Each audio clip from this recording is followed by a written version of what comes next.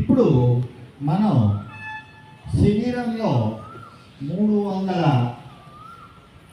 జాయింట్లు, 600 కండరాలు, 206 ఎముకలు ఉన్నాయి. వీటన్నిటినీ కొంచెం సరిగ్గా స్ట్రెచ్ చేసుకుంటే ఫ్లెక్సిబుల్గా తయారవుతాము. ఆ ఫ్లెక్సిబిలిటీ కోసం మనం ఇప్పుడు చేయబోతున్నాము చిన్న చిన్న ప్రక్రియలు. ఆ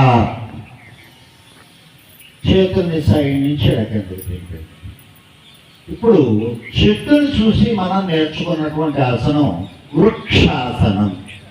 ఈ వృక్షాసనాన్ని చేయడం ఎందుకు చాలా అవసరము అని చెప్పంటే మీలో కాన్సన్ట్రేషన్ పెంచడానికి చాలా అవసరం.